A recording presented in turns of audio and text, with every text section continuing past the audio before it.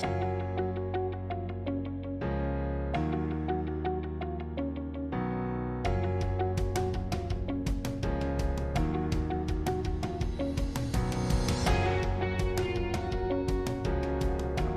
Shane Nichols and I'm the CEO at Good Return. Good Return works around Asia and the Pacific, and also here in Australia with people who are living in disadvantage and in poverty. And what we do is we help them to manage their money through financial education and also to get access to financial services so that they can invest in their families' livelihoods and their small businesses and gradually work their way out of poverty.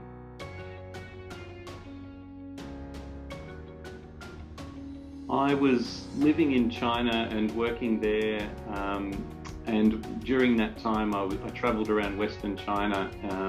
I was actually working as a journalist at the time, and I met somebody, a young man who was living in a village, living in extreme poverty, and he invited me into his house, and I met his grandmother who was ill.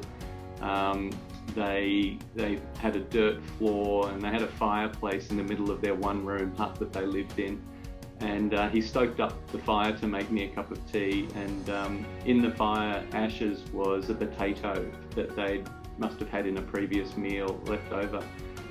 But I looked around the room and I could see that they didn't have any provisions, and so he offered me this potato and I said no, I don't want it. And we went back and forth several times, and in the end it felt rude to not take it, so I did eat this potato. And when I left there a little bit later, I just felt really inadequate. I didn't know how I could help. It felt strange to just sort of offer to give him money, but perhaps that's what I should have done at the time. But I really didn't know how I could help, but I wanted to.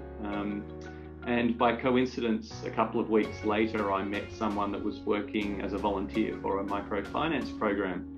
And I'd never heard of microfinance, but I thought it sounded interesting, and I thought maybe I'll write a story about it. So I asked if I could go and visit. And I went to the villages that they worked in. I interviewed and met the founder of the organisation that was out there in rural villages, providing small loans and the opportunity for people to save money, but in particular loans so they could start small businesses and earn money. And alongside that, they provided training. And I was really taken by that. And in particular, how those kinds of services would have been so beneficial to that other guy that I'd met earlier who gave me the potato. And I got really inspired by it, and I went away and studied a master's degree and decided to enter the field. And not long after, I managed to get a job with the Australian Embassy in Beijing, and I worked on Australia's aid program in China, in particular our microfinance and rural development programs. And through that, I came across quite a wide range of agencies, including commercial contractors, UN agencies, multilateral development organisations like the World Bank and the Asian Development Bank. And I also worked with NGOs, and it was the work with NGOs that I really enjoy most. And so when I met someone, a man named Guy Winship, who was starting up Good Return in Australia in 2003, he invited me to join him, and I joined the organisation when it was first set up.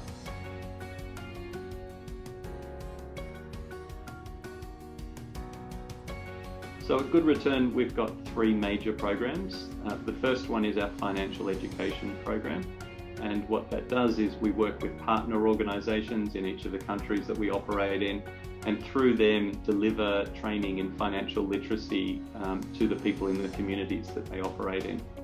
That's really important for them to be able to get ahead financially. And so that's the first program. The second one is our responsible and inclusive finance program. And this is where we work with local financial institutions. Think of them as small banks or community-based banks or cooperatives that provide these services out to rural communities in particular.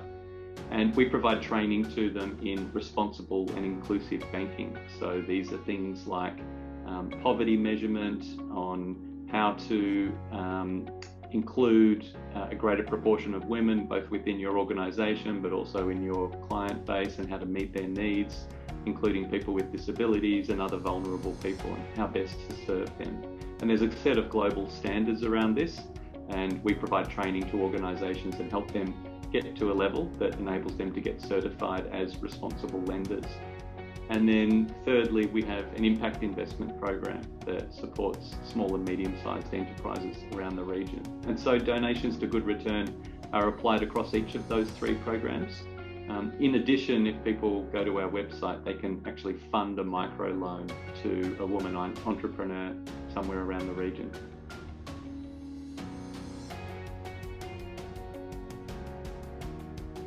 I think early on in my work, I saw the importance of financial education, particularly when you're dealing with microfinance programs and people's ability to manage their money, because of course, if you borrow money, then that's a debt. And if you don't use it productively and use it well, then that debt hangs over your head and it can actually exacerbate the poverty that you live in. And so being able to manage your money well is critically important, and financial education, particularly for people that don't have a history of dealing with formal financial services, is really important. I can give an example of a lady in Cambodia named Samai, who worked with us and one of our partner organisations. She lived in a village, she had children in school, she'd borrowed money to pay for the school fees, and her husband got in an accident and he could no longer work. So she struggled financially and she was unable to repay the loan. So what she did was she went to a money lender, borrowed more money in order to repay the first loan, and she went on this continuous spiral of debt. She didn't really understand interest rates and she didn't really think to ask the right questions of these lenders before she entered into these arrangements. And she was really in a lot of trouble, and she said that everyone in the village knew, what a difficult situation she was in. And our local partner organisation came along, and with our support, we offered financial education training to people in her village.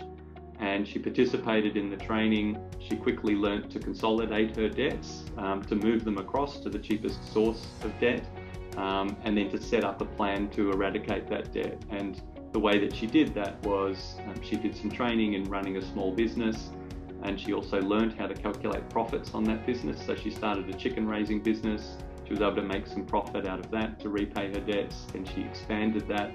Then she moved into pig raising. And she was incredibly appreciative of the opportunity that she'd had to learn these skills and apply them and get her family out of debt and start them on a trajectory towards earning income and a better life.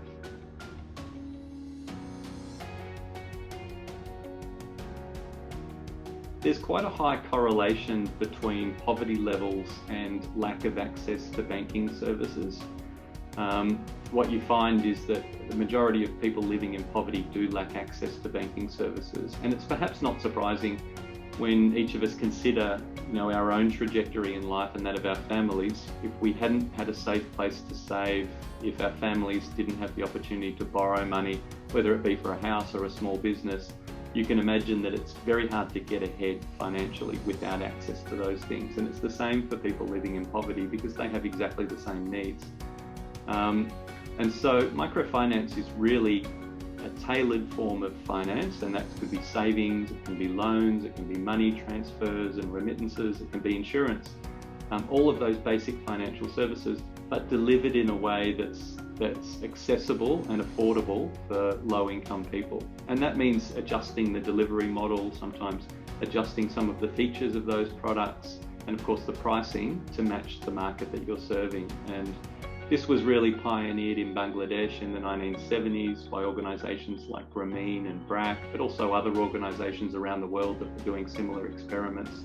And it evolved to a point that it was demonstrated that you could profitably serve this group of clients if you got your products and services right in order to fit their needs, and you developed very efficient delivery models. And so non-profits around the world really led that charge, but these days non-profits have demonstrated, to the wider banking sector that this is viable. And so what we see now is microfinance is dominated by for-profit agencies, but most of them do also have a social agenda. So they're quite often social enterprises that can operate a viable business model, but also deliver positive social benefits through their microfinance operations.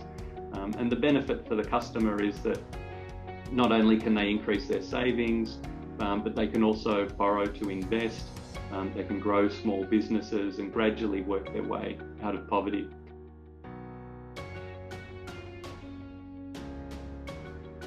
Well, some sectors are doing quite well in spite of COVID-19. In particular, agriculture in a lot of the places that we operate has held up well, because quite often in rural communities, the people we work with earn their money from agriculture, and that produce is sold in domestic markets. People still need to eat.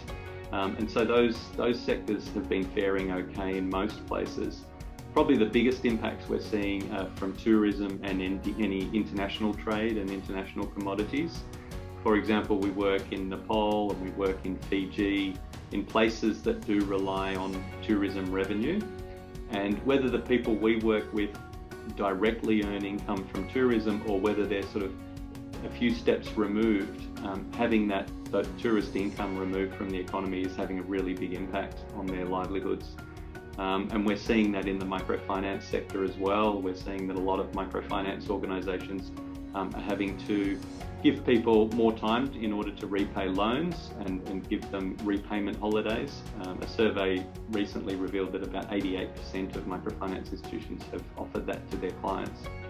And we're seeing increasing rates of non-performing loans, so people basically being late with their repayments. And so microfinance organisations obviously have their clients' interests at heart, and they're trying to balance these things appropriately. And so we are seeing some distress as a result of COVID-19. In fact, the World Bank recently estimated that approximately 100 million people moved back into poverty during 2020 as a direct result of COVID-19. So we're seeing some definite impacts in the field, and that's where things like training in money management are so important at this time, because people have to be very judicious about how they use their money, make sure they've got safety nets and buffers in place for when things do go bad.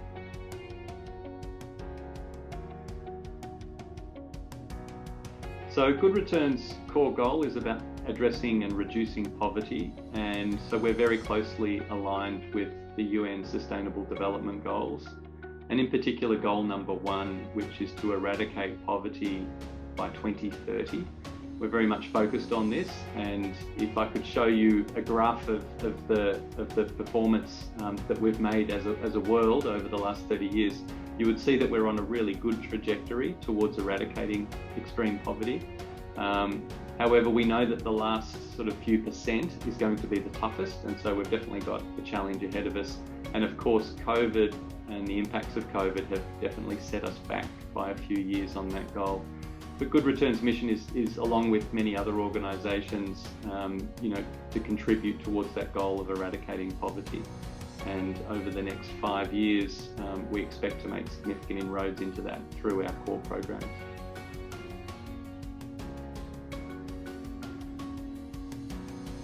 Well, probably the easiest thing to do is visit our website, goodreturn.org, have a look at it, and if you click Make a Loan, you can see some profiles of women entrepreneurs that we work with around the region and work with our partner organisations. And you can actually fund a loan. You can provide any amount you like and contribute towards a microloan, and in that way you can be an impact investor on a small scale, and you can chart the progress of that loan, and at the end, when the loan is repaid, then you can decide what to do with your money. So that's one way to get involved. From time to time we have volunteering opportunities both here in Australia and overseas when travel permits. So there's quite a wide range of ways to get involved.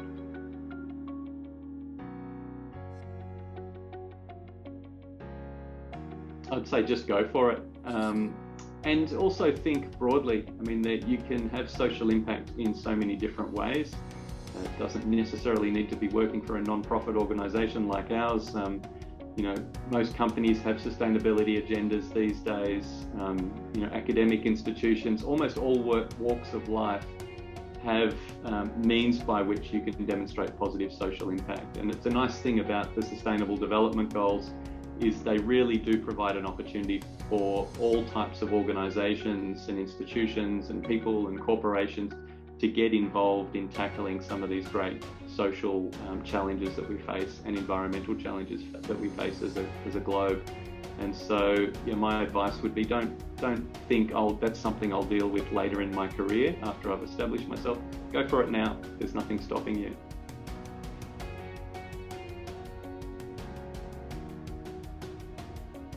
If you'd like to know more about Good Return, visit our website. It's goodreturn.org. And there's a whole host of ways to get involved, including volunteering or donating or funding a microloan. So please get in touch if you've got any questions, and good luck on your social impact journey.